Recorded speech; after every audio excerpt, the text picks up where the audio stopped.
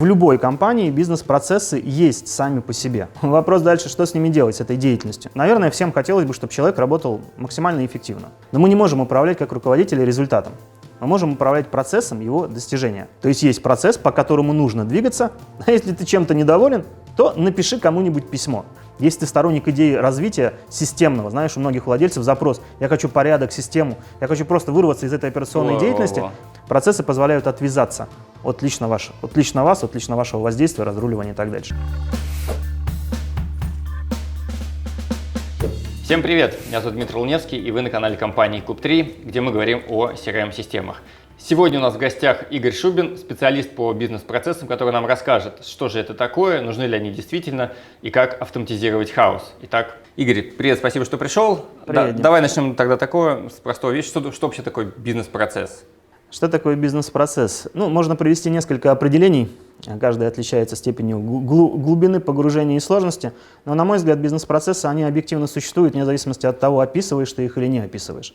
Потому что бизнес-процесс... Они есть в любой компании, вообще независимо ни от чего. Они есть даже сейчас, когда мы снимаем это видео. Потому что бизнес-процесс — это любая логическая последовательность действий, повторяющаяся регулярно и приводящая к некоему результату. Так. Поэтому в любой компании бизнес-процессы есть сами по себе. Вопрос дальше, что с ними делать, с этой деятельностью. Еще раз, бизнес-процесс — это как фотография деятельности, просто изображенная в виде схемы, неважно в какой нотации записано. Поэтому вопрос, нужны ли бизнес-процессы, не совсем правильный, они есть. Хорошо, значит, мы решили, что процессы в любом случае есть. Давай так переформулируем.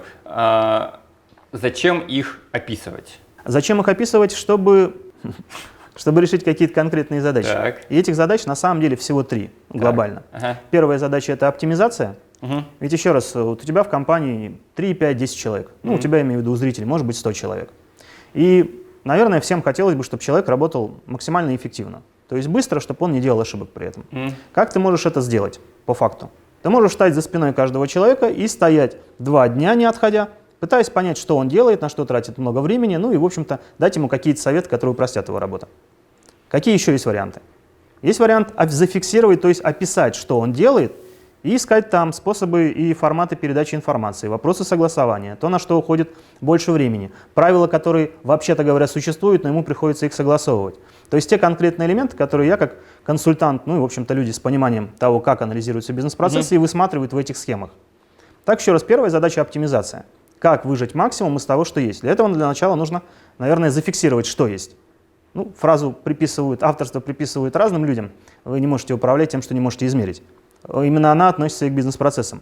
Вы не можете повысить эффективность процесса, если не понимаете, как он проистекает. Почему на что тратится. Не могу сказать, менеджер, продавай больше на 10%, и хлыст, и сзади морковку спереди. Может быть. А почему сейчас у него не получается продавать? Плохо работает. Почему? Мало звонит. Почему? Плохо общается с клиентами. Почему? Не знаю, что еще могут быть разные варианты. Скорее всего, мы упремся в то, что он звонит мало, а ты как руководитель об этом узнаешь в конце недели. Или чаще в конце месяца все-таки скорее. И тогда я говорю, вопрос здесь не в мотивации менеджера, а в управлении. У тебя, скорее всего, нет информации, сколько он сегодня, к 4 часам дня, сделал звонков. Потому что если бы ты понял, что сегодня он сделал 1 звонок, наверное, ты бы мог послать ему письмо, подойти или оказать еще какое-то управленческое воздействие, эта цифра выросла бы. Понятно, что результат деятельности зависит в том числе от мотивации. Если ты ему перестал платить, то он может просто выйти на забастовку и не работать, и бизнес-процессы его не волнуют. Но еще раз, бизнес-процесс показывает, как работает человек и как мы управляем этой работой. Где нам необходимо подключиться к работе, где необходимо ее поправить и так дальше. Сразу тогда 2 вещи. Первое, мне понравилась идея с точки зрения почему. То есть, получается, чтобы, грубо говоря, докопаться до сути, мы задаем метод почему, зачем. Почему, да. Пока не остановимся. Пока не остановимся, до какой-то конкретной до настоящей причины, я бы сказал. Скорее то, что мы считаем настоящим, или то, что мы можем. Мало вещей, в которых мы можем быть абсолютно уверены. Разве что то, что мы точно все умрем. Хотя, мало ли. Так вот, получается, вторая вещь, что процесс включает в себя обязательно точки контроля. И кем-то, кто должен быть выше. Управление процессом. Управление. То есть процесс сам по себе, без управления этим процессом, это что-то... Процесс может существовать без управления, если у человека горят глаза, и таких людей у тебя тоже, наверное, 10-15% есть. В остальном, в остальном мы должны осуществлять планирование, организацию, мотивацию и контроль. Мы руководители. Да, какие инструменты контроля объективно есть у руководителя. Если мы разобьем деятельность того же продавца на этапы, то, в частности, CRM, ты же внедряешь CRM-системы. Она в идеале должна подсказывать следующее действие и помогать понять причину неудачи. Если мы опишем сам процесс продажи и зашьем ее внутри CRM, у тебя, как у руководителя, будет больше информации, сделал ли менеджер все, что должен был, а не просто все, что он считает должен был сделать. Удается уловить мысль? Ну, то есть я заранее должен вот этот процесс каким-то образом описать. Описать процесс не чтобы следовать по нему, в смысле шагать строем, а чтобы следовать лучшим практикам. То есть, это некое второе требование к процессу, это лучшие практики туда включать.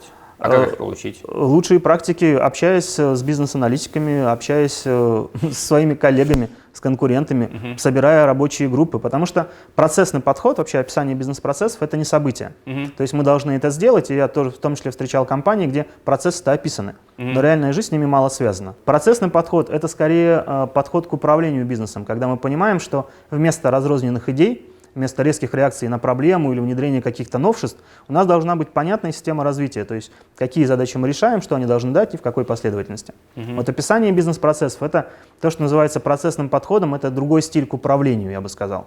Потому что ведь еще раз, тебе как руководителю, к примеру, важен результат. Если его нет в плане продаж, ты, наверное, будешь поднимать народное хозяйство где-то еще. Но мы не можем управлять как руководители результатом. Мы можем управлять процессом его достижения. А значит, у нас должны быть контрольные точки, KPI, некие метрики, по которым мы оцениваем, как процесс идет сейчас и где требуется управленческое воздействие. Элементарно, опять-таки, ты наверняка сталкивался с тем, что от отчетов сейчас в CRM идет переход к дашбордам. Да, более оперативный контроль, текущая информация, тут же включается и мотивация, когда менеджер видит, что сейчас 12, и я последний по количеству звонков, наверное, он что-то сделает даже без воздействия твоего. Тут уже психология, никто не хочет быть последним. И дашборды в этом смысле это как раз-таки вот то решение задачи, о котором ты сам не додумаешься, если смотришь внутри компании. Потому что тебе готовили отчеты, и ты максимум скажешь, мне нужно готовить отчеты быстрее. На самом деле нужно перейти от отчетов, к примеру, к дашбордам. Оптимизация – это одна из задач. Еще раз, мы должны зафиксировать ситуацию как есть, чтобы смотреть количество входов и выходов процесса, количество исключений, какие правила повторяются, способы передачи информации и прочие вещи. Это определенный набор параметров, по которым проверяется процесс на оптимальность. Это же не мое мнение, он оптимален или не оптимален. Именно по таким параметрам мы можем однопроцентными факторами, небольшими действиями выжимать максимум, не прилагая к этому дополнительных коммерческих усилий, то есть не плодя сотрудников, а делая так, чтобы сотрудник приносил максимум. Но еще раз, оптимизация – одна из задач. Вторая задача – это, естественно, автоматизация. Какие действия, регулярно повторяемые, могут быть ускорены. К примеру, та же подготовка отчетов. Понятно, что они могут формироваться автоматически. Информация к дашбордам подтягивается автоматически. Запрос уровня удовлетворенности клиента, он может проводиться автоматически. Формирование коммерческого предложения. Ты, наверное, об этом, с этим сталкивался и даже делал. Интеграция в единую систему, когда я могу не просто позвонить из системы, а и прослушать звонок сразу, как руководитель. Это все то, что ускоряет те операции, которые мы должны сделать.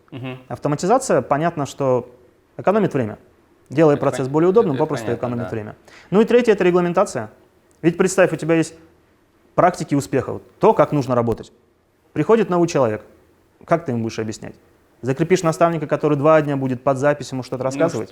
Наверное, должны быть регламенты. Это инструкции, какие-то правила, может быть, памятки, даже мотивационные плакаты. Но они выходят из бизнес-процессов, из записанных бизнес-процессов. То есть, когда мы видим работу, мы можем описать ее, не забывая каких-то деталей и не концентрируясь на чем-то, что психологически очень важно, на самом деле является небольшим элементом всей работы. То есть, итого у нас есть 3 вещи, ради чего можно, в принципе, делать бизнес-процессы. Да, оптимизация их, автоматизация будущего и регламентация для, условно, новых сотрудников, для каких-то стандартных этих ежедневных операций. Да, я бы чуть поменял местами мысль. Если вы хотите оптимизировать, автоматизировать и регламентировать, то правильным подходом будет описать бизнес-процесс. Ты говорил по поводу владельца процесса. Поясни, пожалуйста, что это такое владелец процесса? Вообще у каждого процесса есть владелец и есть менеджер процесса. Чтобы не было путаницы с терминами, владелец – это человек, который может внести изменения в процессы. И он обязательно должен быть, потому что процессы бывают сквозными. И смотри, если процесс есть, я как исполнитель должен ему следовать. Если я столкнусь с какой-то проблемой, то вполне могу устроить итальянскую забастовку, говоря, что у меня свой KPI, и я делаю то, чего от меня требуется. Понятно, что должен быть какой-то человек, который найдет правильное решение при взаимодействии подразделений. Но проблема часто заключается в том, что владельцем бизнес-процесса, чтобы туда не наплодили чего-то непонятного, является высшее лицо в компании, условно генеральный директор, который не будет разгребать проблемы между условно поставками и отделом поставок, логистики и продажами. Это будет делаться на уровне менеджеров процесса. Менеджер – это человек, наиболее заинтересованный в результате процесса. Но обычно его вообще нет. То есть есть процесс, по которому нужно двигаться, а если ты чем-то недоволен, то напиши кому-нибудь письмо. Вот это как раз процесс, что делать с недовольным да, говорит, мы так долго писали эти процессы, что, слушай, не гони волну, напиши письмо куда-нибудь. И вот это как раз-таки искажение процессного подхода, когда думают, что наличие самих процессов сделает жизнь лучше, потому что они есть. Ничего подобного. Процессная модель – это модель непрерывного развития. Поэтому владелец должен получать информацию об отклонениях. Ну, есть система менеджмента качества, кайзен-группы. В общем, это идея непрерывного развития. Ты, по-моему, задавал вопрос, а может быть, если не задавал, то задаешь, нужны ли процессы в принципе. Еще раз, это вопрос к управлению. Если сейчас ты точно понимаешь, что твоя точка роста – это еще 10 звонящих менеджеров, делай это, не отвлекайся на процессы. Если ты понимаешь, что у тебя стабильный рынок, на который вот-вот выйдет западный конкурент, тебе потребуются изменения, описывай процесс, тебе сейчас потребуется сделать что-то большое.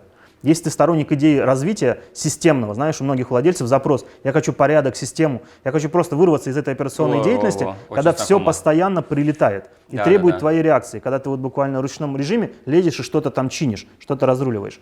Тогда, конечно, процессы, они позволяют сделать то, что необходимо сделать каждому, мне кажется, владельцу, это играть в голову профессора Доуэля. То есть прятать руки за спину, когда ты видишь задачу, и смотреть, кому ее делегировать.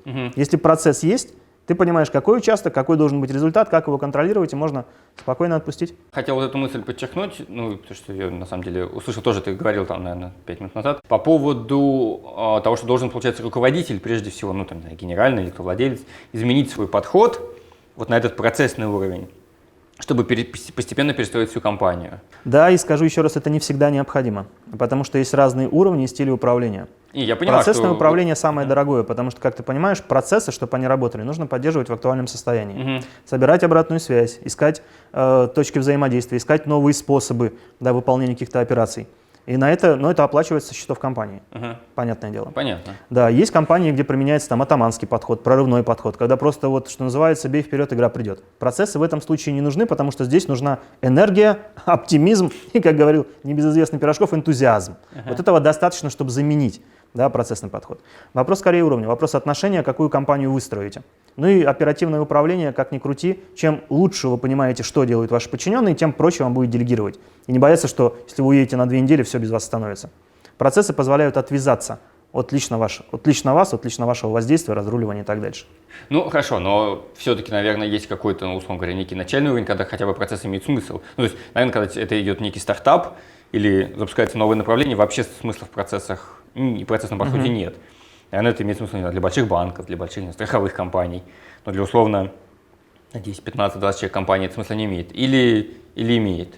Мое мнение, это сугубо мое мнение, конечно. Смысл в процессах появляется тогда, когда вы понимаете, что половина или больше людей у вас работает за зарплату. А за что они еще должны работать? Они не то, чтобы они горят идеей, разделяют энтузиазм, они приходят и честно исполняют свою работу. Он не предлагает вам каких-то идей, он не тот, кем вы будете гордиться, и не тот, кого вы будете увольнять. В компаниях есть такие люди, они просто честно работают. Они не являются теми, кто гонит волну изменений. И повысить их эффективность можно только эффективно ими управляя. Для этого нужно понять, что они делают сейчас. Если мы с тобой организуем стартап, у нас будет 2, потом мы подтянем еще несколько друзей. Даже если у нас будет 10, но мы все горим энтузиазмом, если мы работаем до 10 часов, если мы почему-то решили, что сейчас семейная жизнь на первом месте, мы дадим результат без процессов. Нам не нужно на это отвлекаться. Так они, наоборот, скорее будут мешать, мне кажется, нет? Они будут, если стартап, то у нас все будет очень быстро меняться. Если быстро меняется, процессы они просто не выдержат. То есть пока мы будем описывать процессы, они уже изменятся. Ну хорошо, переходя тоже к этому вопросу, все-таки часто сталкивался с тем, может быть, почему сам у себя, допустим, еще не внедрил процессы, потому что, мне кажется, они мешают. То есть, есть какие-то исключения, клиент как-то хочет по-другому, или есть способ сделать иначе и быстрее, или эффективнее, или еще по каким-либо причинам. Вот как найти эту грань? Во-первых, могут ли они мешать, или это просто некое мое ограничение? И второе, как найти вот эту разумную грань, не знаю, детализации, что ли, процесса, или количество их, чтобы они помогали, а не мешали? Опять-таки, помогают или мешают процессы, зависит от характеристик самого процесса. Насколько он, скажем так, жесткий, насколько всегда необходимо проделывать одни и те же действия. Я в том числе занимаюсь продажами, как и ты, и мы понимаем, что в продажах невозможно следовать жесткой схеме. Невозможно всегда говорить клиенту одно и то же. Но, к примеру, есть ключевые задачи. Если клиент условно выбирает CRM-систему, я думаю, ты в том числе спрашиваешь у него, на что ориентируетесь при выборе, с кем еще общаетесь, и, в общем, пытаешься его заинтересовать в своем предложении. Ты можешь делать это по-разному. Но в процессе тогда у тебя должна быть в качестве ключевой точки, ну, такой репер контрольной точки, да, выяснение требований клиента. И дальше ты, если у тебя эта точка есть, ты либо должен будешь соврать на месте продавца, либо все-таки какой-то вопрос задать, неважно в какой форме. Это гибкий процесс. И система тебе должна подсказывать как раз-таки, что если ты хочешь изменить этап, к примеру, сделки, воронки продаж, то тебе необходимо заполнить поле критерий выбора клиента. Это твой личный секретарь, который, по сути, говорит, не забудь это сделать. И такой процесс будет хорошим. Если мы пропишем жесткий скрипт, по которому иногда, условно, тебе звонят и продают банковские продукты, то, понятно, в твоем бизнесе это будет это будет грубой ошибкой. Да, в общем, если мы постараемся работать по жесткому сценарию, четко прописанному процессу, мы ошибемся. Так что вопрос гибкости процесса. Иногда необходимо прописывать процедуры. Процедуры или мельчайшие действия. Условно, в процессе не нужно писать, что мы нажимаем на кнопку Delete левым пальцем, указательным пальцем левой руки. В этом нет никакого смысла. Мы можем либо прописать конкретные действия, как при работе с системой CRM, которую ты продаешь. Там необходимо прописать, чтобы завести сделку, необходимо нажать на такую-то кнопку, потом перейти и заполнить поля. Но если мы говорим о процессе продаж, нам достаточно будет ввести блок, выяснить критерии выбора клиента и понять, есть ли среди них то, что является нашей сильной стороной. Внутри процесса ты можешь творить. Процесс не должен тебя ограничивать, если тебе требуются разные подходы. Но если есть однозначно правильный путь, кратчайший по созданию сделки, тебе не нужно сказать «поищи в меню, но создать новую сделку». Да, тебе нужно сказать, открой такое-то меню, нажми на такое-то поле. Это еще раз будет кратчайшим путем наилучшего достижения результата. Поэтому как понять, хороший процесс или нет, он помогает вашим сотрудникам или нет? Если он ограничивает, как ты говорил, то он плохой, в нем нет смысла. Он должен помогать, поддерживать, подсказывать, ускорять, он точно не должен ограничивать. Вот в одном из комментариев к твоему видео писали, если я начинаю объяснять водителю погрузчика, на какой угол, с какой скоростью крутить руль, это, мне кажется, избыточная регламентация. Ну, перегнуть можно совсем. В том числе и, конечно, с описанием. Ну, давай теперь перейдем к блоку, скорее связанному с автоматизацией, раз уж мы все-таки в основном здесь на канале говорим про CRM, про автоматизацию. С точки зрения знаменитой, не знаю, часто используемой фразы «автоматизация хаоса придет к автоматизированному хаосу». Ну, мы несколько раз, да, и вместе с тобой, и вообще запускали вот это, что называется, предпроект по рисованию бизнес-процессов, по их описанию и так далее. И вот давай попробуем понять, ну, во-первых, зачем это нужно клиенту. Может быть, хотя бы кратко, я понимаю, что так за 3 минуты не объяснишь это, как сделать. Ну и в целом, согласен ли ты с этим утверждением? Потому что я, честно говоря, не очень согласен. Можем в том числе подискутировать на эту тему. Согласен, что не согласен. Смотри, в чем идея. Действительно, иногда клиенты очень хорошо понимают, что им нужно. Так. Ну, точнее, как это выглядит. Работает компания, у нее есть какие-то инструменты, есть подходы к работе, и каждый день вряд ли генеральный директор и все остальные приходят с идеей, надо бы нам оптимизировать свою работу. Но происходит что-то, потерялся клиент, мы не используем возможность, поговорил с коллегами, узнал, что у них есть что-то, чего нет у тебя. Сначала включается какой-то триггер, и часто этот триггер является очень психологически значимым, но не факт, что самым важным. Так. То есть, что называется, мы просто потеряли, к примеру, какую-то сделку, или мы нагрубили клиенту и узнали об этом, когда он прислал договор. У клиента принимается моментальное решение, мне нужна запись всех разговоров. Допустим. И он идет с таким запросом, а дальше подтягивается все, что он может на ходу придумать. Примерно как я буду перечислять, какая косметика, возможно, нужна моей подруге. Нет, вряд ли я куплю вообще что-то плохое. Но вряд ли это будет то, что ей нужно. Согласен? Конечно. Поэтому обычно включаются триггеры у клиента, и что он делает? Руководитель подтягивает людей с особо аналитическими мозгами, чтобы они составили список пожеланий. Ну, либо тех, кто наиболее опытен, скажем так. Те, кто имеет опыт, те, кто имеет мысли, часто на совещании вообще те, кто вообще могут хоть что-то сказать.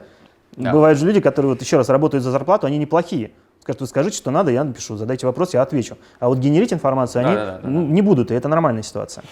Поэтому иногда клиенты, собирая такую группу, выдают, ну, как предмет творчества, реальное понимание, как им нужно работать, какой им нужен функционал, что CRM-система должна уметь делать и так дальше. Ты сталкивался, наверное, с таким, что получаешь просто хорошо проработанное ТЗ. Да, сталкивался. Это может быть элементарно, если человек на прошлом месте несколько раз это делал, он просто знает, как это делать. Иногда это результат удачи. А иногда в ТЗ написано то, что хочется сказать, давайте его закроем и поговорим о том, как вы работаете. Да, потому что бывает да, здесь перечислено вот все, так это фантазии. Что называется, мне это где-то снилось, и неплохо было бы это в принципе иметь. Зачем это прямо сейчас, непонятно. Поэтому, что касается опять-таки консультанта и предпроектов, клиенты часто знают, чего они хотят. Вот просто я хочу чего-то. Но вот я хочу чего-то вырастает из того, что я где-то это видел, я чем-то недоволен, вот условно я сел на горошину. Вопрос, нужно ли тебе это? На этот вопрос мы им помогаем найти ответ в предпроектах. И честно скажу, были предпроекты, где клиенты действительно выдали в качестве идеи, понимания, что им нужно, очень близкое к оптимальному варианту. По сути, они действительно грамотно составили ТЗ. А зависит это от многих факторов, да, получится или не получится. Прошлый опыт, понимание задач, просто творческое вдохновение. Вот они реально нашли крутое решение задачи. Как мы с тобой можем без металлоискателя найти класс случайно? Это же не означает, что у нас это будет получаться постоянно. А задача консультанта и задача описания бизнес-процессов — проверить то решение, которое есть у клиента, и дать ему не то, что он хочет, часто это не то, что нужно, а именно то, что нужно, то, что реально будет помогать работать. И уйти от уверенности в том, что это нам нужно, вот такой святой веры, что ну а как без этого, к конкретному пониманию, что изменится. Поэтому мы же, ну, к примеру, опять-таки мой подход, предпроект, техническое задание, из него должно быть понятно не что мы сделаем, как будет работать система, а как она повлияет на работу клиента. Если он видит, что в чем конкретно она будет помогать, ну дальше разбить на этапы и запланировать выполнение. То есть, переформируем, мы должны, ну или мы, как сказать, даже должны, предлагаем не описать бизнес-процессы, вот, да, там, с всем этим подходом с владельцами, с точками контроля, со всеми этими вещами, а мы описываем, что в итоге, как будет работать условно менеджер, ну, сотрудник каждой из должностей внутри системы, ну или как по процессу. Как-то так? Да, процесс отражает, ну там есть два варианта процесса, as is и to be. Да, процесс как есть, он позволяет нам увидеть, как обстоят дела сейчас. Так. И видя, как обстоят дела сейчас, особенно в плане управления, в плане взаимодействия, часто возникают, ну, элементарный способ передачи информации. Я отправил письмо и жду ответа. Сколько мне ждать? А если я через 3 дня получаю ответ, уточни, пожалуйста, тут не хватает информации. Если бы вы узнали эту информацию сейчас, к примеру, нет ответа в течение дня, вы подключаетесь, спрашиваете, что происходит. Процесс бы шел нормально. Тут портятся отношения между людьми. Вы ситуации не видите, потому что я ответил, мяч не на моей стороне. И CRM-система, понятно, что через, к примеру, систему постановки задач, систему контроля исполнительской дисциплины можно отслеживать вот эти моменты взаимодействия между людьми. Чтобы оно не было просто на уровне письма, и тем более на уровне звонка. Когда я звоню и пытаюсь договориться с тобой. Понятно, что я могу договориться, а могу не договориться. От этого зависит результат компании. Да. Наверное, это не совсем правильно. Но не прописав процессы, ты этого не увидишь, потому что на это никто особо не жалуется. Потому что люди друг друга не особо любят и медленно отвечают на письма. Если ты в процессе прописываешь, что на эту операцию необходимо объективно 2 часа, система может просигналить, если через 2 часа письма нет. И все. Ну хорошо, тогда, если, может быть, можно привести какие-то там конкретные небольшие примеры или алгоритм, что клиенту делать перед внедрением. Ну, допустим, он не хочет консультанта, нет денег, или он хочет для себя хоть немножко, прежде чем дальше идти, вот это вот описать, что ему конкретно там делать. Может быть, по шагам, может быть. Я бы сказал, зависит от текущего уровня. Так. От текущего уровня, потому что уровень может быть нулевой. Ну, к примеру, у вас есть только Excel-файлы. И, честно говоря, любой вендор, производитель, ну, условно, это ты, это твои там коллеги, конкуренты, как ты их называешь, они просто покажут тебе то, что точно будет являться важным. Ну, условно, если тьфу-тьфу-тьфу, конечно, но есть много мелких болезней у тебя, то, очевидно, начинай лечить с чего угодно, и это принесет тебе пользу. Если у тебя уже используется CRM-система, ну, как бывает в крупных компаниях, ну, ты понимаешь, что она сделана там лет 5 назад, поддерживать ее тяжело, и она вот реально уже просто не соответствует тому, что ты делаешь, она скорее мешает, чем помогает. Ну, вот это тоже частый вариант. Но тут необходимо собирать все данные, потому что, ну, откровенно, она делаться будет долго, от нее зависит во многом эффективность работы компании, вряд ли ты ее будешь переделывать через год. Если ты придешь к изготовителю, ну, к вендору, к тому, кто производит системы, вряд ли он тебе предложит готовые решения, которые тебя удивят. Ну, действительно, редкость. Поэтому, если нет ничего, как по мне, описывать бизнес-процессы, может быть, и не нужно. Так. Первая итерация – это начать пользоваться системой, ну, посмотреть на демо, и вот начнет появляться понимание. Это мне нужно, это мне не нужно. Этот уровень в любом случае повысится. Ну, эффективность управления, эффективность работы. Если уровень у вас уже продвинутый, если вы понимаете, что такое CRM-система, пользуетесь, то это как и управленческие скиллы, знаешь, использование тайм-менеджмента, лидерства, планирования. Это же не позволяет тебе вместо глупых решений принимать умные. Оно позволяет вместо нормальных решений принимать хорошие. Ну, навыки управления. Более взвешенные, может быть. Да, описание процессов, построение процессов не поможет тебе добиться чего-то сверхъестественного, выйти на новый уровень. Вместо того, чтобы получить хороший инструмент, ну, нормальный инструмент, повышающий твою эффективность, ты получишь отличный инструмент. То есть, по сути, самостоятельное описывание процессов, ну, если его описывать, то нужно хотя бы познакомиться с базовыми принципами. То, что необходимо идти от общего к частному, там, от частного к общему и так дальше. Принцип общий заключается в том, что если есть установка на достижение максимума, то есть если ты из проекта хочешь получить максимум, то нужно сначала понять, как ты работаешь, чтобы... Мне кажется, разница такая же, как между одеждой, которую ты покупаешь на заказ, и когда в магазине шьют на заказ. И вообще-то и та, и другая будет смотреться на тебе хорошо. Но если тебе шьют по заказ, очевидно, она сядет идеально. Да, Также и система, сделанная после предпроекта по описанным бизнес-процессам, скорее всего, идеально будет на данный момент, да, помогать тебе работать лучше. Это лучшее, до чего смогли додуматься тех, кого ты пригласил. Дальше понятно, что консультант за 50 тысяч не даст тебе советов, которые даст какой-нибудь консультант за 500 тысяч. Ну, грубо говоря. Тут разный уровень погружения, где остановиться. Вопрос скорее здравого смысла, интуиции и достаточности. Но очевидно, что при наличии процессов можно сформулировать требования к той же CRM-системе гораздо более четко, понятно, чем при их отсутствии. Вот такая идея. Кстати, уже интересно, второй или третий человек, который сравниваешь CRM с костюмом и на заказ, и готовой одеждой. И это было в нас в роликах. С точки зрения того, что клиент может сделать сам. Вот, допустим, он готов позвать консультанта. Ему достаточно сказать, условно, позвонить, хоть, Игорь, там, приезжай. Или он что-то может подготовить, чтобы стартовать проект успешнее, чтобы это было повысить его эффективность, может быть, в том числе снизить стоимость проекта. То есть вот что бы рекомендовал сделать именно конкретному клиенту, который хочет начать, вот у него нет еще процессов, он не до конца это понимает, ну вот. Ну, процессы у него есть, они не описаны, да? Процессы есть в любом случае, да, это факт. Я бы рекомендовал в любом случае немного разобраться в предметной области. Посмотреть, что такое нотации, какие принципы описания, какие принципы автоматизации. Элементарно для того, чтобы, понять, чем будет заниматься консультант, а не считать его человеком, который приедет, и сейчас я приеду, и через полчаса дам вам совет, как повысить эффективность бизнеса. Ну, понятно, это чушь. Я просто вижу те нюансы, на которых вы не обращаете внимания, вот в этих сложных картинках со схемами. Способы передачи информации, количество исключений, количество выходов из процесса, взаимодействие между подразделениями и так дальше. То, на что ты не обратишь внимания, потому что так было всегда. Но, чтобы понимать, что делает консультант, необходимо понять принцип. А дальше, слушайте, если вам интересно разобраться, начните это делать самостоятельно. Вот я как мужчина усы, бороду сам брею, голову к парикмахеру ношу. Серьезно, если есть время и желание, всегда начните делать самостоятельно. Вы либо увидите в этом ценность и скажете, я хочу ускорить процесс, получить максимальное качество. Ведь когда мы привлекаем аутсорсера, мы по большому счету можем сделать все, но мы хотим, чтобы за наши деньги качество было выше, а время меньше. Ну, сэкономить свое время, да, конечно. В этом консультант нужен. Но если ты испытываешь кайф от оптимизации, если ты хочешь внедрить процессный подход, я бы сказал, разберись, может даже на тренинг пойди, книгу прочитай. То есть пойми, как это работает. Если есть фетиш именно к процессам, что мне нужны процессы или мне не нужны процессы вам не нужны. Вот именно картинки процессов. Если вы задались вопросом, как мне на 10% увеличить эффективность подразделения, то вот найти ответ на этот вопрос без процессов будет очень сложно. Процессы, они показывают, да, они дают систему, они дают порядок. Но опять-таки выход из операционной деятельности, об этом уже говорил. Чем точнее ты представляешь, как то работает, тем меньше необходимость в управлении, потому что есть конкретные точки. Так что, если коротко, разобраться в предметной области. Тут в зависимости от интереса, либо для того, чтобы понимать, что будет говорить консультант, элементарно, как он думает. Это не гений с набором идей. Либо начать работать самостоятельно и быть тем идеологом, который будет транслировать эту идею вниз, обучать сотрудников, потому что те же менеджеры процесса, владельцы процесса, они должны понимать, как это работает. Они не должны чувствовать, что это концентрационный лагерь, в котором мы теперь должны ходить строем, зачем-то, что это мешает нам жить. Вот такая идея.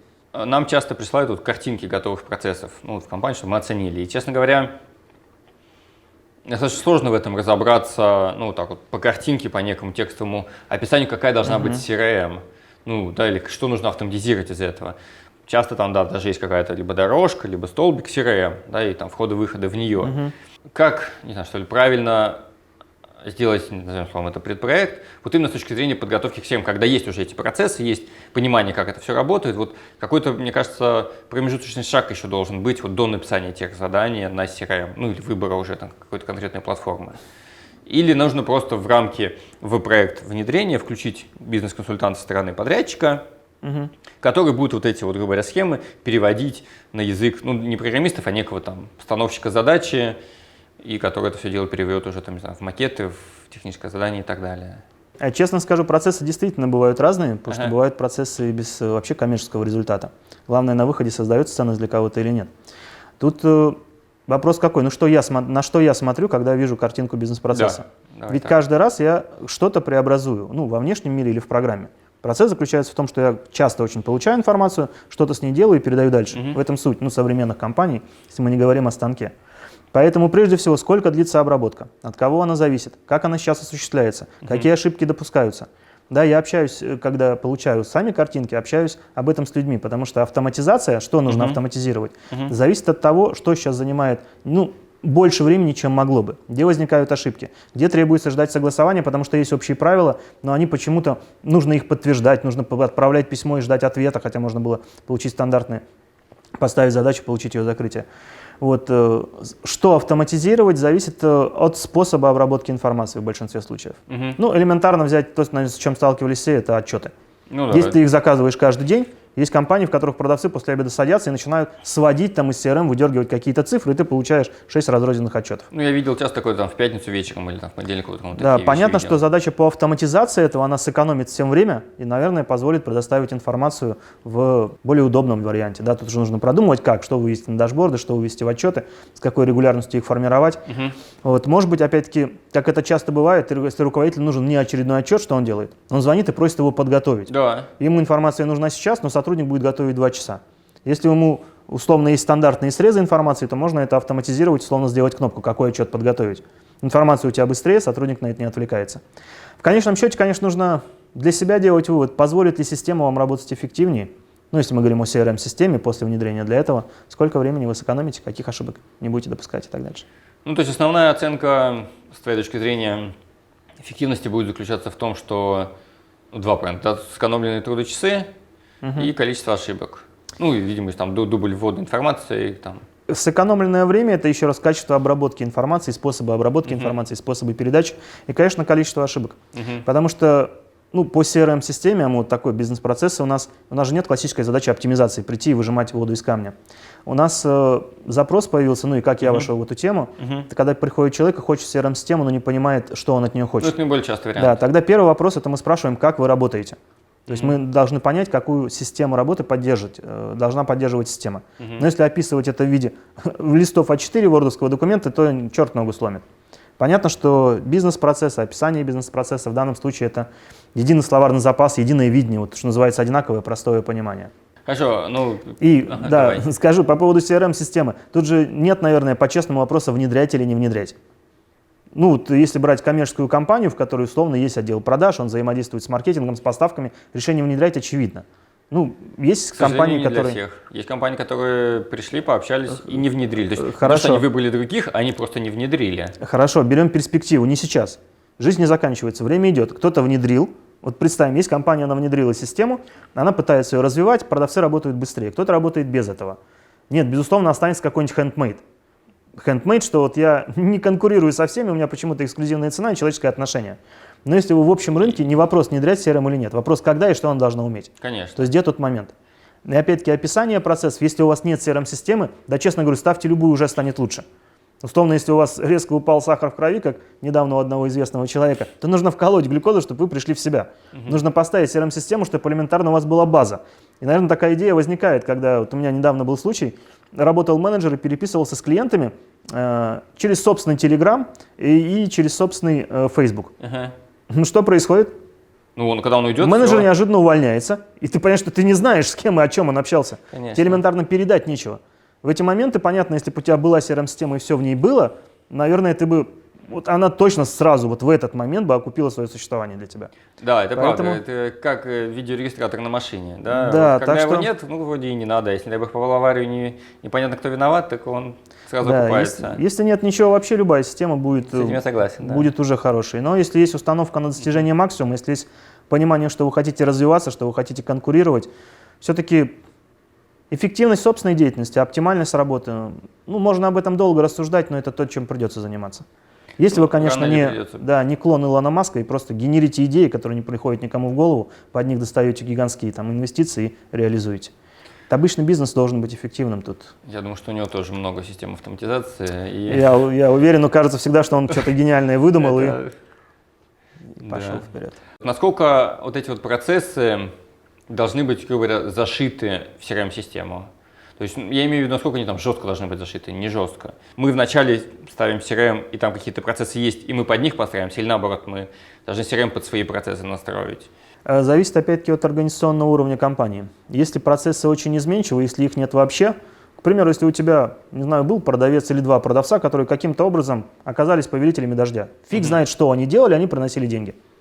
Теперь они ушли. Что тебе делать? Пытаться описать их деятельность? Один из вариантов. Наверное, но вряд ли это получится, потому что многих нюансов уже просто нет. Вот просто человек на месте творил почему-то. Описать процесс не получится, тебе нужно будет брать лист бумаги и думать, как ты хочешь, чтобы это работало. И вместо того, чтобы выдумывать, как ты хочешь, чтобы это работало, можно взять классические процессы, то, что на рынке называется best practices, да, лучшие практики. Тебе их, скорее всего, подскажут вендоры, ты подскажешь своим клиентам, потому что делал что-то похожее. Если человек скажет, мне нужен процесс, помогите мне, у меня сейчас чистый лист, потому что я не хочу делать то, что уже делал. то процесс просто позволит тебе начать работать эффективнее сразу. Если у тебя уже работа отлажена, есть отдел продаж, и ты не собираешься его разгонять, да, или отправлять их всех на Марс, то, очевидно, твоя задача – это сделать так, чтобы процесс лучше соответствовал их работе. Тогда правильным будет, чтобы все процессы, которые поддерживают CRM-системы, отражали твою деятельность. Зависит во многом, опять-таки, от того, в какой ситуации ты находишься. А насколько жесткими они должны быть, зависит от самого процесса. Еще раз, если это процесс разговора оператора колл-центра, то, наверное, ей достаточно скрипта, который будет очень быстро подсказывать следующие ответы. Ей не нужно творить, ну, при всем уважении к этому человеку. А если ты продаешь CRM-систему крупному банку, то попытка зажать тебя в действие, поставить какое-то поле, говорит, обязательно укажи что-то, что в этом случае не надо выяснять. То понятно, она просто заблокирует тебе работу, это будет глупостью. Поэтому, если процессы жесткие, однозначно их стоит прописывать жестко. Ну и система должна поддерживать жестко, просто она как вот на раз, два, три, извините, как сержант в армии. Она говорит, что делать, ты делаешь, это ведет к результату, если это ваш бизнес. Обычно это управление людьми, от которых не требуется творчество, мышление, просто требуется выполнять то, что нужно. Если мы управляем людьми думающими, ну как вот в больших продажах, да, любая жесткость, она означает, что мы будем точно что-то терять. Там должны быть скорее мягкие блоки, скорее общие указания, задачи, соответствующие духу того, что делает они. Ну да, скорее, что позвоните в принципе, да, на такую-то тему, а не как конкретно говорите. То есть, да, если мы сделаем однозначный текст, то это, в общем, это фиаско. Ладно, тогда резюмируя, значит, мы говорили о том, что процессы, они в любом случае есть, независимо от того, описаны они или не описаны. Да, их описание имеет смысл, если у вас стоят задачи, еще раз, да, оптимизация, автоматизация и регламентация. Да. Соответственно, процессы могут быть жесткими или гибкими, в зависимости от того, ну, насколько у вас творческая, как это сказать, работа или… Гибкий не совсем верно. Я же говорю, у нас, видишь, так глобально-то два вопроса, зачем и как. Но я думаю, для начала те, кто до этого места дошли, либо они поняли ответ зачем для себя, тогда остается вопрос как, он большой. Это уже как делается автоматизация, и тут много различных приемов, техник и так дальше. Ну, элементарно даже нотации, очевидно, не для сегодняшнего видео. Так вот, вопрос зачем, если вы хотите управлять компанией, понимая, что в ней происходит. Если вы понимаете, что это сейчас правильный путь развития для вашей компании. Бывают компании, где правильным путем развития будет нанять креативного директора по маркетингу, который что-то выдумает. Или найти менеджера, который будет заниматься VIP-клиентами, и у него в телефонной книге будет номер кого-то, кто принимает большие решения, к примеру, ваших клиентов. Вот это правильный подход. Все решает бизнес для чего. Но если зачем, то есть процессный путь это ваш, дальше нужно разбираться с тем как. И процессы не то, чтобы они могут быть гибкими, они могут, там есть уровни. Процесс, действия, процедуры и так дальше. То есть уровень, на котором мы прописываем, что делать. Конкретная фраза сказана, это минимальный уровень, конкретные действия. Прописывать их, к примеру, в продажах не нужно. Мы остановимся на уровне процедуры. Действия, после которого мы получаем некий результат. К примеру, я, опять-таки, общаюсь с тобой как с продавцом, могу сказать, ну, если бы мы работали по сделке, могу сказать, Дима, нам нужно для начала выяснить, как они сейчас принимают решения. Я не говорю тебе, какие вопросы задать. Ты можешь спросить, скажите, а на что будете решаться, а с кем общаетесь, кроме меня? А как мне убедить в том, что я лучше? Делай, что хочешь, но реши задачу. Реши задачу. Да. Я не предписываю, что говорить, это будет глупостью. Вот, но я предписываю тебе решить задачу. В колл-центре, к примеру, скажу, что говорить. Полагаю, что если она это скажет, ну, она оператор, то мы добьемся результата. Так что да. Гибкий или жесткий, какой уровень детализации должен быть прописан, зависит от того, чем определяется успех процесса. То есть что делает его на самом деле эффективным. Ну, результативным, эффективным. Чаще приходить к результату и делать это быстрее. Дальше, соответственно, мы говорили о том, что у процесса всегда есть владелец, и если прежде всего там собственнику-директору, да, нужно в своей голове перестроиться, да, чтобы перейти к процессному управлению, он должен понимать это зачем, а в идеале еще хоть немножко понимать, разобраться в терминологии, прежде чем нанимать консультантов. Тут тоже чуть-чуть уточню, владелец и менеджер. Потому что, да, во-первых, процессы должны меняться, это не событие, это именно процесс, это переход к управлению. Если вы думаете, что описание процессов даст вам кучу инсайтов, это не так. Точнее, инсайты вы получите, но дальше необходимо будет эти процессы поддерживать и развивать. И владельцем не должен быть, на мой взгляд, хотя с этим поспорят другие, высший руководитель компании, потому что у него не доходят руки разбираться со всеми нюансами. А менеджеры процесса, который заинтересован в результате, часто вообще нет. Вот. Нужно быть готовым к тому, что процессы будут определять работу, не ограничивать, еще раз, людей. Это не указание, с какой ноги вставать. Это лучшие практики, когда мы подсказываем им, что будет сделать лучше в данной ситуации, и помогаем избежать ошибок. Если ваши процессы позволяют это сделать, то это хорошие процессы. Если нет, то это плохие процессы. Так что, ну, знаешь, в качестве, опять-таки, пробного шара распишите процесс одного подразделения. Да, посмотрите, он сейчас, да, где его можно улучшить, способы передачи информации, где возникают ошибки, сколько времени занимает что-то. Вы либо увидите для себя потенциал, либо скажете: Игорь, я знаю способ, как 100 тысяч превратить в миллион по-другому. Дай бог. Вопрос, опять-таки, это скорее понимание, куда движется компания и что для нее будет благом. Системное непрерывное развитие, скачок, диверсификация. Тут, знаете, это уже понятно, что владельцы выбирают тот или иной инструмент развития, понятно, что они будут по-разному, может просто заказать рекламную кампанию на Первом канале, и никакие процессы им будут не нужны после этого. Тоже все может быть. Да. Окей, и, соответственно, для внедрения CRM процессы нужны, чтобы понять логику работы клиента и, как следствие, требуемый функционал. Да. Отсюда же вырастает все, что должна уметь система, что она конкретно должна делать, что проверять, что подсказывать, какие отчеты формировать, какую информацию вводить на дашборды. То есть, как она поможет вам быстрее осуществлять ту деятельность, которую вы делаете постоянно. Как она позволит быстрее общаться с клиентами, как она позволит точнее контролировать этот процесс, ну и прочее. Ладно, надеюсь, стало понятно. Честно скажу, было сложно, и у меня мозги тоже немножко закипели. Пересмотрите еще раз, если что-то было непонятно, обращайтесь напрямую к Игорю. Если будут какие-то вопросы, все комментарии ему мы передадим. Вот. Ну, я постараюсь на них сам в комментариях отвечать. Тут, смотрите, действительно очень большая тема, может быть, даже формат интервью у нас получился так между зачем и как. Ведь хочется, если вы считаете, что зачем нужно, получить сразу ответ как. А вот как, я тоже хотел, ну, вот так, но дальше нужна диаграмма, объяснение, пример и так дальше. Попробуйте расписать схему работы одного из ваших подразделений и подумать. Подумать над двумя вопросами, по меньшей мере. На что уходит больше времени, чем вы хотели бы, и где люди, извините, матерятся, вслух или про себя. Если вы такие моменты видите, скорее всего, потенциал для улучшения работы есть. Если все всем довольны, то, может быть, это не то совершенно, что вам нужно. Ну, описывать процессы и пытаться в данном случае выжать воду из камня. Ну, если все всем довольны, это прям завидно. Прям... Бывает. Нет, конечно, бывает, дай бог, чтобы таких компаний, клиентов было побольше. До встречи на канале. Спасибо, Игорь, за интервью. Тебе спасибо, что позвал. Да,